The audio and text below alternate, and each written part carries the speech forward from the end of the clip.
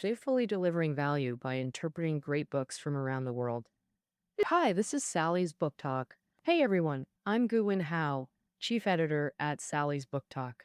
Okay, as always, we're kicking things off with a quick ad. So, recently we've set up an official exclusive community for Sally's Book Talk where you can hang out and chat with fellow book lovers. If that sounds fun, just head to the text section below this audio to find and add our book assistants WeChat. We'll be doing live streams now and then in the group, plus giving away tons of awesome new bestsellers. So, last week we talked about midlife crisis. This week we're diving into emotional intelligence. You know, a lot of folks ask in a job interview, when you get a question you don't know how to answer, what do you do? Do you freeze up and say, I don't know, or fake it and babble something? Well, some might say, I don't know now, but I can learn and come back with a plan later. So if all candidates are equally qualified, the interviewer will likely hire that last one. And sometimes when chasing girls, those smooth talkers tend to get more attention. Or what about a client at work that you just can't win over? Someone else might charm them in no time. So why do you have great skills and put in the effort, but luck never seems to be on your side? Conjizon, the debate master from ICANN-IBB, nailed it with this quote. He said that like 80 to 90% of life's problems stem from relationships, and 80 to 90% of relationship problems are from bad communication. So, how do you speak eloquently and make everyone at ease? In the end, it all boils down to emotional intelligence. I recall a viral story where someone posted online, they replied, yeah, to their boss on WeChat and got scolded because you shouldn't reply like that to bosses or clients. It's basic etiquette. So this guy said he didn't get it and was thinking of quitting. But lots of folks agreed with the boss, saying in today's workplace, you're expected to be tolerant and put up with things. Getting a talking to from your boss is no biggie. But what if your boss assigns you an overwhelming workload or expresses totally opposite views and you have to enforce their ideas? Do you still choose to hold it in? So, how do you gauge the degree of holding back? Exactly what things should you tolerate? What things shouldn't you tolerate?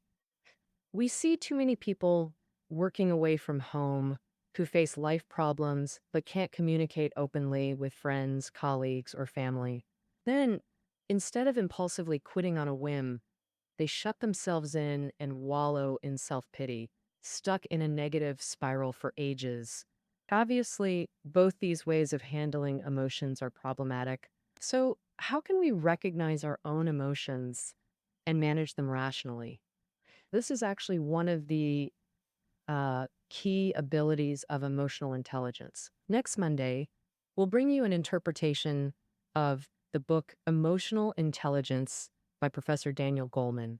In 1995, he wrote this book, spreading the concept of emotional intelligence worldwide, and he's thus known as the father of EQ.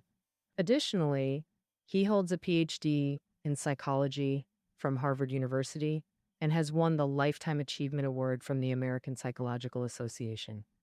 It sounds very academic, but actually, this book isn't some inscrutable psychological theory. It's super popular with everyday readers too. Right after publication, it became a bestseller on the New York Times and swept across the globe, staying hot for 10 years with sales over 10 million copies. So in our Monday interpretation, we'll mainly introduce the book through two questions. First, how to understand emotional intelligence. Why is it often said to be more important than IQ? Second, and this is what everyone cares about most, are there ways to improve emotional intelligence that we can apply to solve real-life problems? The book analyzes 5 aspects of emotional intelligence: recognizing your own emotions, managing emotions properly, self-motivation, recognizing others' emotions, and managing relationships. And for each ability, it introduces practical improvement methods like actively questioning your negative emotions. Ask yourself, Will what I'm worried about really happen? Or shifting your attention promptly, stepping away from negative emotions, and so on. So, we hope to offer some reference advice to recent graduates and young professionals before the upcoming job hunting season. This Tuesday's book is The Confidence Code, a work that helps women rediscover and boost their confidence. The authors are two journalists. One is Katty Kay, a renowned BBC correspondent and anchor based in Washington. The other is Claire Shipman, an ABC News correspondent. Both have interviewed powerful women like Hillary Clinton and Angela Merkel, but they found that even the world's most successful women often struggle with self-doubt. Last week, actress Rhea Shah, famous for her role in Empresses in the Palace, was photographed at the airport wearing a thin top, sparking heated online debate. Do Chinese women have freedom in choosing what to wear? In daily life, a successful single man at 40 is seen as desirable, while a woman at that age faces criticism. Compared to men, modern women actually face more prejudice and harsher social judgments regarding personality, temper, appearance, and more. This leads many so-called successful women to harbor deep insecurities despite their glamorous exteriors. So, the Confidence Code will analyze what is confidence, what factors affect women's confidence, and what methods can tangibly help boost it. Before this, Sally's Book Talk has covered many books on female psychology and growth, like Misogyny by Japanese sociology professor Shizuko Ueno. This book examines the social illness of misogyny and its harms. The Pulitzer winning Half the Sky, plus female poverty and the rational choice, etc. All explore these themes. If interested, click the link in the text section below to access our Women's Growth book list. Next week will also feature other books. For example, Wednesday's book is Marketing Warfare, published over 30 years ago. It pioneered the concept that business is war and competitors are enemies.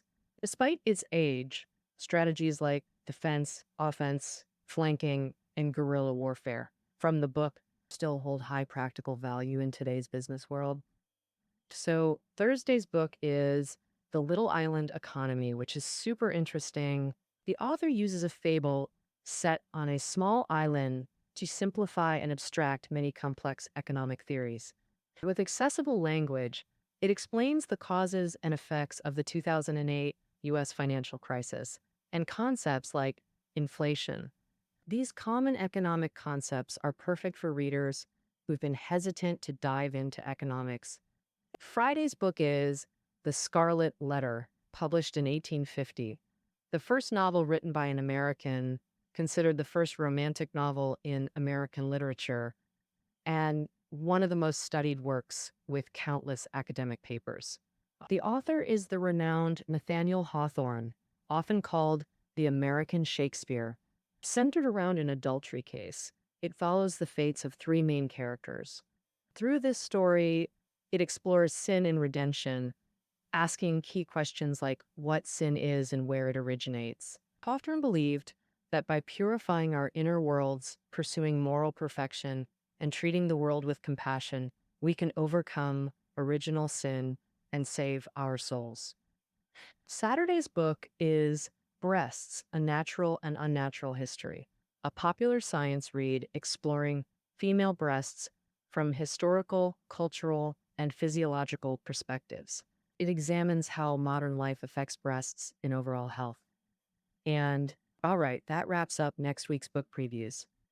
We're curious, have you encountered people with such low emotional intelligence that made you laugh and cry? Or have you yourself ever unintentionally upset others with poorly expressed thoughts? We welcome you to share your stories in the comment section. Next Friday, we'll select one listener based on likes and content quality to receive a signed copy of Professor Hu Yangfeng's new book from Fudan University's Institute of Chinese Historical Geography. Professor Hu also has a program on our platform about historical research that you can check out. And lastly, our book community is up and running with official giveaways offering hot new releases. Find our Book Assistance WeChat in the text section below. Sally's Book Talk listeners are always welcome to connect. Okay, see you next week.